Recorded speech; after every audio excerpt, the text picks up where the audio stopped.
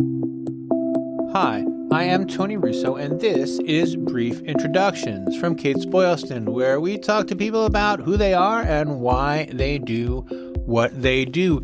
This week, we will be speaking with Rick Dilts. He is the Large Buildings Director for Dakota Granite, and he will be presenting Designing for Tomorrow, Innovative Granite Structures for a Changing Cemetery Landscape at our upcoming Cemetery Grounds and Structures event slated for February 25th at 1 p.m.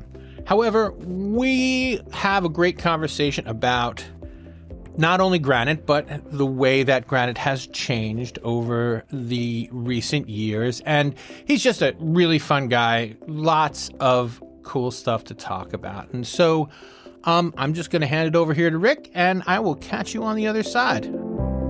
So you're among the presenters at our February 25th event, but this event is going to be recorded, and then we'll be playing it, forever until the end of time. And one of the things we're proud about in our webinars is, although everything is, you can use right now, there's not necessarily an expiration date or a near-term expiration date on the things that people learn. But before we talk about what the event is, let's talk about you a little bit. How did you get to where you are, and why do you continue to do what you do?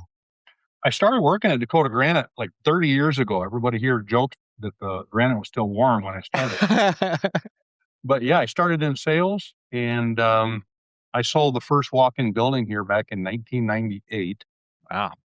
Kind of helped design it, kind of helped build it, kind of helped engineer it, all that stuff. I switched roles here, was a manager, VP of sales and marketing, became the CEO in 2011, and did that until 21 when we got bought out. And at that time, an area that we really wanted to grow in was the building division. We were doing quite a bit of business there, but we saw a lot of growth and potential to grow there. And so the new owner said, you know what, that's kind of your superpower. And I really enjoy that. I've kind of got a little bit of the left brain, right brain thing going, where I like the design aspect of it. I also like the engineering aspect and the estimating. And mostly I like the interaction with our partners and providing them with a product that what other product can you provide that's going to be there for centuries? I can't think of any, Right. a stone mausoleum or a monument. So it's exciting for me to be able to work with people on something like that with that kind of longevity. And I guess that there's a flip side to that, which is, finding new things to say about granite. Yeah, it's been around. You think about it, the pyramids have been there for 5,000 years, and we're still doing the same thing, still building mausoleums that we put people in. But the design elements change a little bit. It's you still see columns and a lot of similar elements that we've been seeing on buildings for 200 years. Well, in the case of columns, for thousands of years, but we're starting to see a lot more personalization. And with that, mausoleums have kind of morphed into a mausoleum / columbarium. And we've actually just trademarked the name Mausolarium. So it's a mausoleum that incorporates cremation as well. And that has really taken off. So I'm sorry, let me tell you what you just told me to make sure I understand. So this is a mausoleum with like niches in it? Is that? Exactly. Yeah. So Wow. we're marrying a mausoleum with a columbarium. I think the current cremation rate nationwide is 60%, just over 60%. And so a lot of the younger generation are leaning towards cremation, and I think a lot of the older guys, the baby boomers are as well. So we're seeing a real mix of what people's interests are as far as what happens to them after they pass. So you still get the security of a mausoleum with a columbarium, but you can kind of cater to every family. We've seen them where there might be 4 niches inside and 15 or 4 crypts and 15 niches or a dozen niches. Mm. And the whole family is gonna be in there and be together.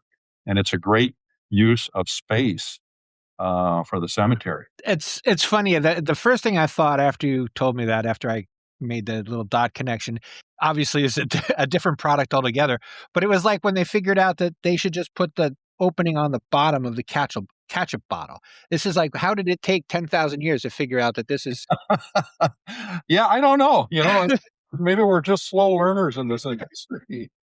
Oh, I think that's fantastic. It must be very exciting because then I don't want to say you don't have to commit, but to have options with, I was just speaking with someone about how permanent things are in cemeteries and how flexibility is important. And this seems like the ultimate in flexibility as far as final disposition. Yeah, and we're really starting to see a surge, Tony, in mausoleums, private columbariums, those kinds of things. It seemed like for a while there it was I don't know, it just wasn't all that popular. But I think every company that I talk to that does what we do, it has said that it's just kind of crazy right now.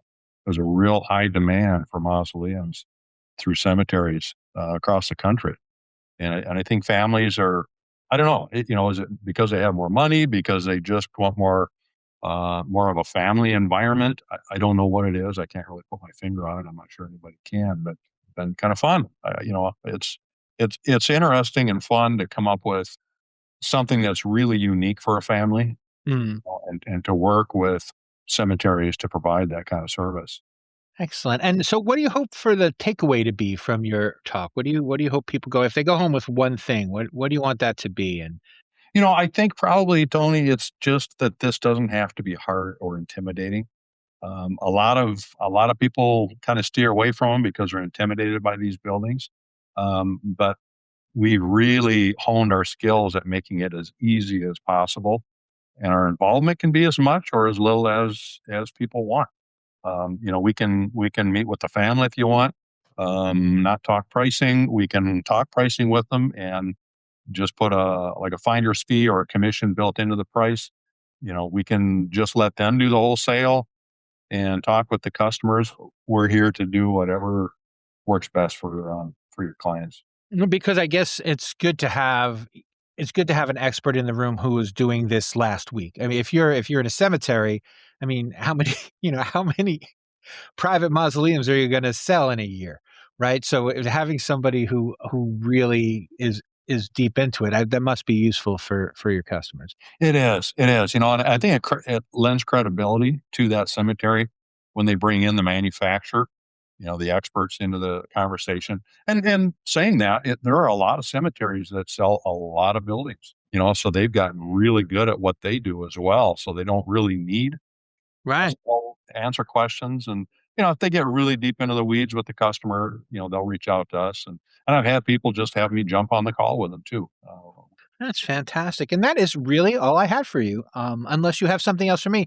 Is there something I should have asked and didn't, or something that you thought you'd get the chance to say, but I didn't provide it? No, I don't think so. Hopefully everybody finds the webinar useful and educational. Look forward to talking with everybody. See, I told you it would be fun. Once again, make sure you register to attend our upcoming event, Cemetery Grounds and Structures, on February 25th at 1 p.m. And if you can't make it, there's no problem. You can just check back in afterwards. If you register, we will email you a link to the entire presentation. Brief Introduction has been a Kates-Boylston production. It was written and edited by me, Tony Russo. Please subscribe wherever you're listening now, and if you have any requests, we would love to hear them. You can reach us through the website, kates-boylston.com, and we will check in with you next time.